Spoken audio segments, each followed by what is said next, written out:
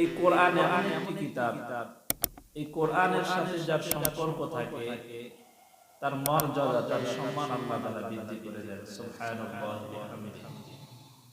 মক্কা এবং মদিনা পৃথিবীর মধ্যে শ্রেষ্ঠতম দেশ। কেন এত শ্রেষ্ঠ হলো, কেন এত সম্মানিত হলো? এর কারণ হচ্ছে মক্কা এবং মদিনায় কোরআন অবতীর্ণ হয়েছে। এজন্য মক্কা মদিনা এত দামি, এত মর্যাদাপূর্ণ সম্পন্ন। সুবহানাল্লাহ।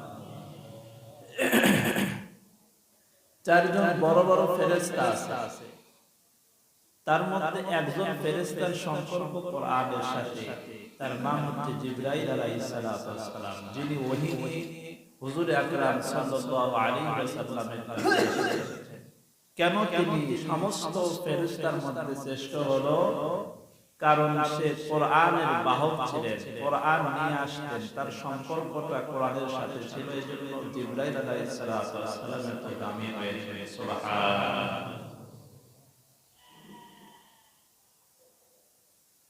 অনেক নবী রাসূল এসেছে এই পৃথিবীর বুকে, কিন্তু সবচেয়ে দামি রাসূল হচ্ছে আমাদের রাসূল মুহাম্মদুর রাসূলুল্লাহ সাল্লাল্লাহু আলাইহি ওয়াসাল্লাম। কেন আমাদের রাসূল এত দামি হলেন? কারণ আমাদের রাসূলের প্রতি কোরআন অবতীর্ণ করা হয়েছে। সুবহানাল্লাহ। এর দ্বারা বোঝা যায় যে এই কোরআনের সম্পর্ক যার সাথে থাকে ওই ব্যক্তি সবচেয়ে দামি হয়ে যায়। সুবহানাল্লাহ। আমার আপনার সম্পর্ক যদি কোরআনের সাথে থাকে তাহলে আমার আপনার সম্মান আল্লাহ তাআলা বৃদ্ধি করে দেবেন। এই কোরআনের তেলাওয়াত করতে হবে, কোরআন পড়তে হবে। হাসরের ময়দানে আল্লাহ পাক রব্বুল আলামিন কোরআনের পাঠকদেরকে বলবেন, ইকরা ওয়ারতাকি ওয়ারাতিল কামা কুনতা তুরাতিলু ফিদ দুনিয়া ফাইন্না মানজিলাকা ইলা আখিরি আয়াতিন তাকরাউহা। তোমরা আজকে পড়তে থাকো আর উঠতে থাকো, জান্নাতে উঠতে থাকো, জান্নাতের সিঁড়ি বয়ে উঠতে থাকো। একটি করে আয়াত পড়ো, তার তিনের সাথে তেলাওয়াত করো। যেমন করে দুনিয়ার বুকে তোমরা তেলাওয়াত করতে, এমন করে তোমরা আজকে তেলাওয়াত করো। তেলাওয়াত করতে থাকো আর আসমান দিয়ে জান্নাতের সিঁড়িতে তোমরা উঠতে থাকো। একটি করে আয়াত পড়ো আর জান্নাতের সিঁড়িতে উঠতে থাকো। পড়তে পড়তে পড়তে পড়তে তোমার তেলাওয়াত যেখানে শেষ হয়ে যাবে তোমার জান্নাত অতটা বিশিষ্ট হবে। সুবহানাল্লাহ।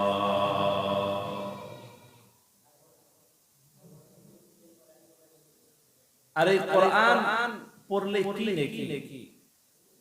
মান ক্বারা হারফান মিন কিতাবিল্লাহ, যে ব্যক্তি এই কালামুল্লাহ শরীফ থেকে কোনো একটি হরফ পড়ে, প্রত্যেকটি হরফের বিনিময়ে তার আমলনামায় 10টি করে নেকি লিখে দেওয়া হয়। সুবহানাল্লাহ।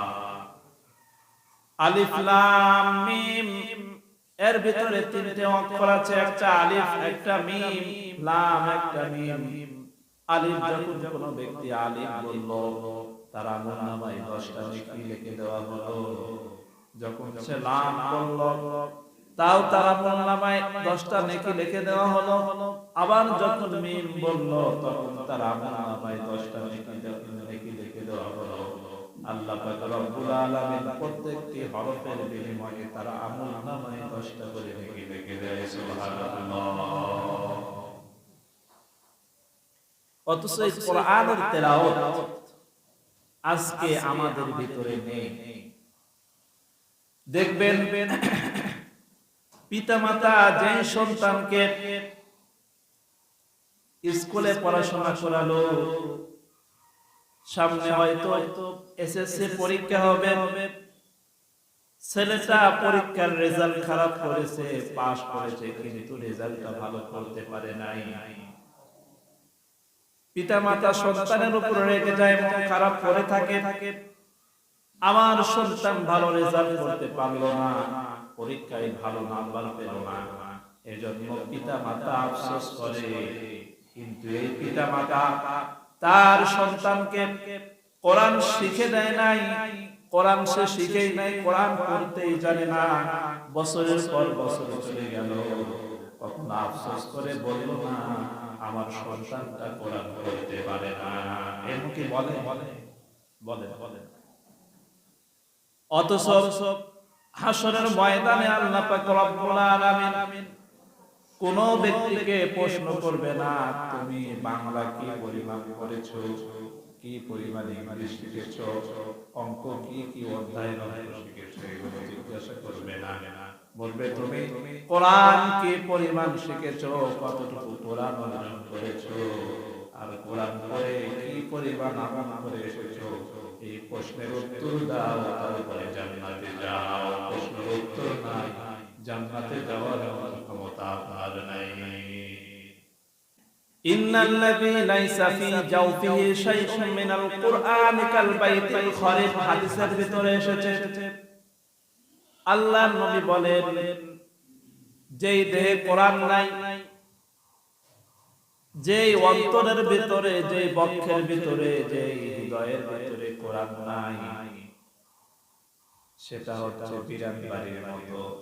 যেমনটা হচ্ছে ইন্নাল্লাযী লাইসা ফী জাওফিহি শাইউন মিনাল কুরআন কাল বাইতিল খারিব, যদি কোনো বাড়িতে মানুষ বসবাস না করে, যদি কোনো বাড়িতে মানুষ না থাকে, যদি কোনো বাড়িতে একেবারে একা একা পড়ে থাকে, মানুষের যাতায়াত নাই, ওই বাড়িতে ইঁদুর এসে বাসা বাঁধে, টিকটিকি, সারপোকা, মাকড়সা, সাপ, বিচ্ছু, এরপরে ব্যাঙ এসে পায়খানা করে দেয়, ঘরটা যেমন বিশ্রী হয়ে যায়, ঘরের যেমন কোনো দাম থাকে না।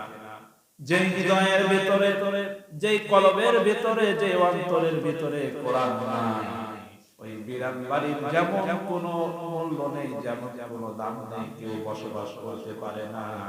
এই হৃদয়ে, এই অন্তরে কোরআন না থাকার কারণে এই অন্তরের কোনো দাম আল্লাহ পাক রব্বুল আলামিনের কাছে থাকে না। তখন এই অন্তরে বসবাস করে শয়তান। কে বসবাস করে? শয়তান বসবাস করে। অথচ এই কোরআনের তেলাওয়াত আমরা জানি না, এই কোরআনের তেলাওয়াত আমাদের জানা নেই, এবং এর যে শিখবো, এই শেখার পিছনে আমাদের একেবারেই মনোযোগ নেই। অথচ এই কোরআন পড়া ফরজ আইন, ফরজে কিফায়া নয়। ফরজে আইন হলো যেটা সকলের উপরে ফরজ, শুধুমাত্র ইমাম সাহেবের উপর ফরজ নয়, শুধুমাত্র আলেমের উপরে ফরজ নয়। আল্লাহ পাক রব্বুল আলামিনের রাসূল বলেছেন যে ব্যক্তি মুসলমানের ঘরে জন্মগ্রহণ করবে, বাধ্যতামূলক তার উপরে একটা ফরজ হলো কোরআন শিখতে হবে। এই কোরআন শিখতেই হবে, শিখতেই হবে। আর যদি ফরজে কিফায়া হয় তাহলে, যেমন জানাজা নামাজ ফরজে কিফায়া, মনে করেন আপনাদের এই সারঙ্গবাড়িয়া মহল্লায়, সারঙ্গবাড়িয়া গ্রামে একজন ব্যক্তি মৃত্যুবরণ করলো, যদি কোনো ব্যক্তি জানাজাতে অংশগ্রহণ না করে, যদি দুইজন ব্যক্তি জানাজা নামাজ পড়ে, নামাজটা হয়ে যাবে, সমগ্র মহল্লাবাসী গুনাহ থেকে মুক্ত হয়ে যাবে। সুবহানাল্লাহ। ফরজে কিফায়া মানে যেটা আংশিক কয়েকজন ব্যক্তি আদায় করলে আদায় হয়ে যায়, আর ফরজে আইন হচ্ছে বাধ্যতামূলক আপনাকে নামাজ পড়তে হবে। যেমন 5 ওয়াক্ত নামাজ পড়া ফরজে আইন, বাধ্যতামূলক আপনাকে পড়তেই হবে। আর জানাজা নামাজ ফরজে কিফায়া, কয়েকজন ব্যক্তি যদি আদায় করে নামাজ হয়ে যাবে। বাদ বাকি যারা আদায় করলো না তাদের কি গুনাহ হবে? কোনো গুনাহ হবে না। কোরআনটা এমন ফরজে কিফায়া নয়, ফরজে আইন। সকলের উপরে কোরআন অর্জন করা ফরজ ছিল, কিন্তু আপনি ফরজ আদায় করতে পারেন নাই, অবশ্যই আপনি আপনাকে শিখতে হবে। সাহাবায়ে কেরামরা শিখেছেন। কোন সাহাবী ইসলাম ধর্ম গ্রহণ করেছেন 25 বছরে, কোন সাহাবী ইসলাম ধর্ম গ্রহণ করেছেন 35 বছরে, কোন সাহাবী ইসলাম ধর্ম গ্রহণ করেছেন 40 বছরে, 22 বছরে, 13 বছরে, এমন করে যে যখন যেই বয়সে ইসলাম ধর্ম গ্রহণ করেছে, হুজুর আকরাম সাল্লাল্লাহু আলাইহি ওয়াসাল্লাম তাকে বলেছেন, আহলে সুফার ভিতরে তাকে সংযুক্ত করে দিয়েছেন, মসজিদে তাকে রেখেছেন, মক্তবে তাকে রেখেছেন, বলেছেন সর্বপ্রথম তাকে কোরআনের শিক্ষা দাও। সে মুসলমান হয়েছে, এখন সর্বপ্রথম তাকে কোরআনের শিক্ষা দাও। সে কোরআন মুখস্থ করেছে, কোরআন শিখেছে। আমার আপনার বয়স হয়েছে 40 বছর, 30 বছর, 35 বছর, আমি শিখতে পারি নাই, এখন কি শেখার বয়স নাই? অবশ্যই আছে, কিন্তু আপনি কি শিখছেন না। নামাজ আপনার উপরে ফরজ, আজকে নামাজ পড়তে এসেছেন, আপনার কোরআন সহি নাই, আপনার নামাজ পড়ে কোনো লাভ আছে? উত্তর দেন না, কোনো লাভ আছে? তাহলে নামাজ পড়ে লাভ দেখি। বোয়ালিয়া বাজারে আপনি চলে গেলেন, এই টাকা নিয়ে গেছেন, টাকাটা ছেঁড়া, এই সারা টাকা নিয়ে গিয়ে আপনি বলতেছেন আলুওয়ালাকে, ভাই 1 কেজি আলু দাও, আলু দিবে। বলেন আলু দিবে নাকি? বলবে ভাই তোমার টাকাটা অচল, তোমার টাকা চলবে না, তুমি যদি আলু আনতে চাও একটা সুন্দর টাকা, সেরা মতো একটা টাকা নিয়ে এসে আলু কিনে নিয়ে যাও। এই সেরা টাকা দিয়ে যেমন করে আলু কেনা যায় না, মরিচ কেনা যায় না, কোনো খাবার কেনা যায় না, আপনার কোরআনটা যেমন তেলাওয়াত সহি নাই, ওই বেসহি তেলাওয়াত, অশুদ্ধ তেলাওয়াত দিয়ে আপনার নামাজ কেমন করে কবুল হয়? আল্লাহ বলে তোর কোরআন তেলাওয়াত সহি নাই, তোর ওই অশুদ্ধ তেলাওয়াত দিয়ে আমার কাছে নামাজ গ্রহণযোগ্য হবে না। কথা কি বুঝে এসেছে? আল্লাহু আকবার। আফসোস,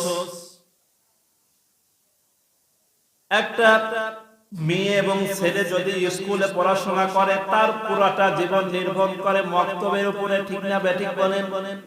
ওই যে ছোটবেলায় মসজিদের ইমামের কাছে হয়তো মক্তব পড়াইছে, হয়তো সে 5টা 6টা 7টা সূরা মুখস্থ করেছে, তাও সহি করে শিখতে পারে নাই, কিছু দোয়া দরুদ শিখেছে, তাও ঠিকমতো শিখতে পারে নাই, ভুল করেছে। বাদ বাকি সে এসএসসি পাস করলো, ইন্টার পাস করলো, বিএ পাস করলো, এই সমস্ত ডিগ্রি নিল, কিন্তু কোরআনটা সহি করে শিখতে পারে নাই। মৃত্যু পর্যন্ত এই শুধুমাত্র এই আংশিক তেলাওয়াত শিখে সে মৃত্যুবরণ করলো। আল্লাহ পাক রব্বুল আলামিনের কাছে কি জবাব দিবে? কি জবাব দিতে পারবে? কোনো জবাব দিতে পারবে? শুধুমাত্র মক্তবে কিছু সময় পড়েছে, শিক্ষাবান হয়ে গেছে না, সে তো এখনো তেলাওয়াত সহি করতে পারে নাই। কোনদিন শুনেও না, কোনদিন জানেও না আমার সন্তানটা পড়ছে, আমার সন্তানের তেলাওয়াত কি সহি হয়েছে, আমার সন্তানকে পড়াচ্ছে, আমার সন্তানের পড়া কি সহি হয়েছে। হুজুর একটা ভালো আলেম যদি একটু পড়াটা শোনালো না, তার সেও তেলাওয়াত করতে জানে না। অথচ পরীক্ষার রেজাল্ট যখন খারাপ হয়ে গেল, মনে করেন এইটে পরীক্ষা দিবে, ভালো রেজাল্ট করতে পারে নাই, ভালো পয়েন্ট পায় নাই, মাটা খেপে গেল, বাবা একটা হাতে লরি নিয়ে একটা পান্টি নিয়ে পিটানো শুরু করে দিল, পিটাচ্ছে আর বলতেছে এত কষ্ট করে পড়ালাম, সারা বছর কি পড়বি, পরীক্ষায় ভালো রেজাল্ট করতে পারলি না, পরীক্ষায় পাস করতে পারলি না, এমন করে পিটায়। মাও মন খারাপ করে বসে থাকে, পিতাও মন খারাপ করে বসে থাকে।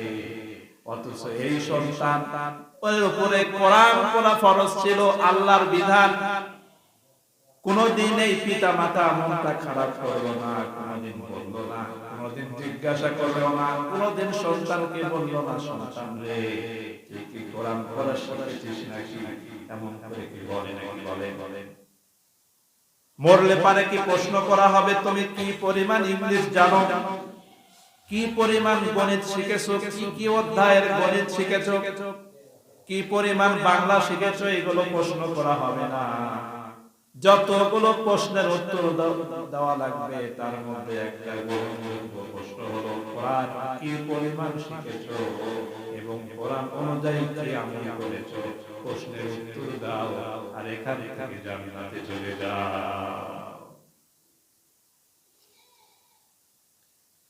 আফসোস কোরআন শিখতে পারি নাই।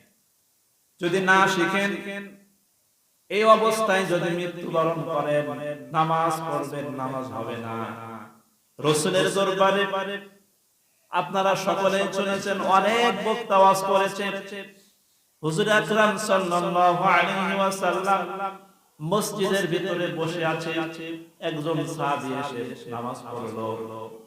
নামাজ যখন সে পড়লো, নামাজ পড়ে হুজুরের দরবারে গিয়েছে একটু মুসাফা করার জন্য। হুজুর সাল্লাল্লাহু আলাইহি ওয়াসাল্লাম বললেন, সাল্লু কামা রাআইতুমুনি উসাল্লি, সাল্লু তুমি নামাজ পড়ো আমার মতো নামাজ পড়ো। যেমন করে নামাজের কথা আমি বলেছি এমন করে নামাজ পড়ো, কারণ তুমি তো নামাজ পড়ো নাই। ওই সাহাবী নামাজ পড়েছে না পড়ে নাই বলেন? নামাজ পড়েই কিন্তু গিয়েছে, কিন্তু বলতেছে না তুমি তো নামাজ পড়ো নাই। এই সাহাবী দ্বিতীয়বার আবার যখন নামাজ পড়া শুরু করলো, নামাজ পড়ে আবার হুজুরের দরবারে এসেছে, এসে সালাম দিবে। হুজুর বলতেছে তুমি তো নামাজ পড়ো নাই, যাও আবার নামাজ পড়ো। এই সাহাবী আবার নামাজ পড়েছে, আবার হুজুরের দরবারে গিয়েছে। হুজুর বললেন তুমি তো নামাজ পড়ো নাই, তুমি আবার নামাজ পড়ো।